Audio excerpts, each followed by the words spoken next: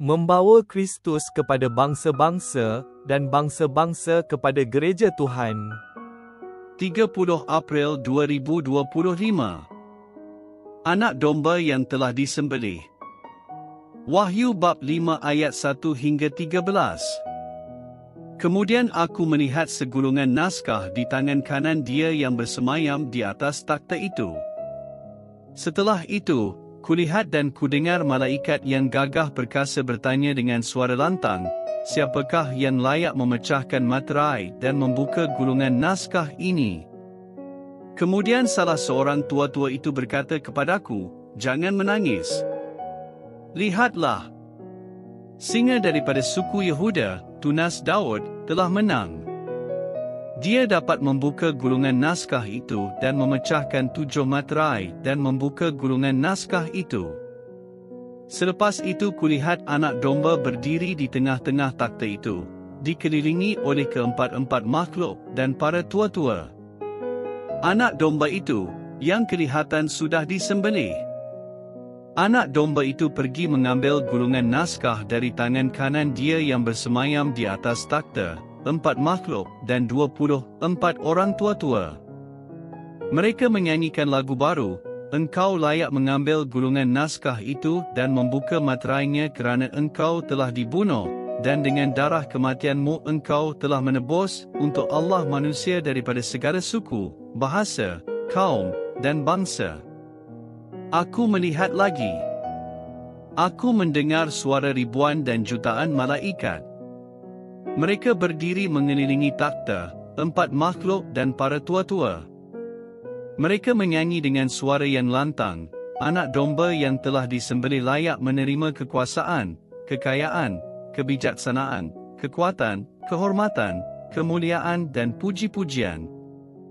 Aku mendengar semua makhluk di syurga, di bumi, di bawah bumi, di dalam laut, dan semua yang ada di dalamnya, menyanyi, segala puji, kemuliaan dan kuasa kepada Dia yang duduk di atas takhta dan kepada anak domba untuk selama-lamanya. Ini adalah petikan yang ganjil yang dipilih dan dibaca secara berdikari kerana ia penuh dengan pelbagai tanda sehingga sukar untuk mengetahui apakah yang sedang berlaku. Mungkin butiran ini dapat membantu. Kesemua ini adalah penglihatan Yohanes tentang syurga.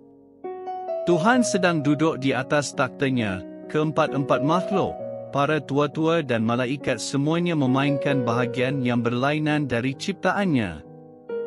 Sudah tentu anak domba ini adalah Yesus. Bilakah masa kejadian ini? Ia adalah kesudahannya apabila Tuhan sedang membaiki kerosakan akibat dari kejahatan iblis pada ciptaannya. Ini termaktub di dalam gulungan naskah yang tertutup.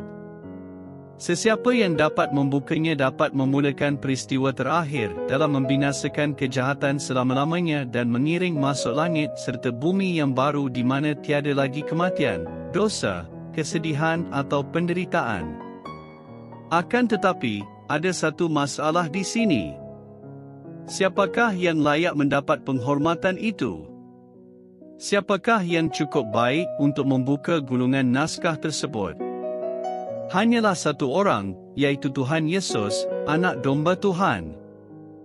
Perhatikan bagaimana mereka menceritakan tentang anak domba ini. Yesus dipanggil sebagai anak domba yang disembelih sebanyak 3 kali. Dia kelihatan seperti telah dikorbankan dan memang Yesus telah dikorbankan. Yesus mempunyai parut penderitaan dan kematiannya di atas kayu salib demi menebus kita dari kuasa kejahatan. Mereka mengasingkan Yesus daripada semua orang sebagai Dia yang berhak menerima segala kemuliaan selama-lamanya.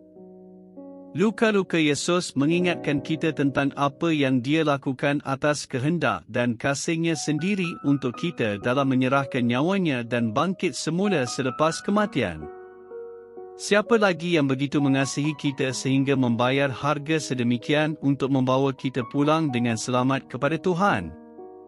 Sekarang kita adalah anak-anak Tuhan sendiri, warga kerajaan-Nya, selamat, diberkati dan dikasihi selama-lamanya. Semua ini hanyalah kerana Yesus. Kita berdoa, Tuhan, terima kasih.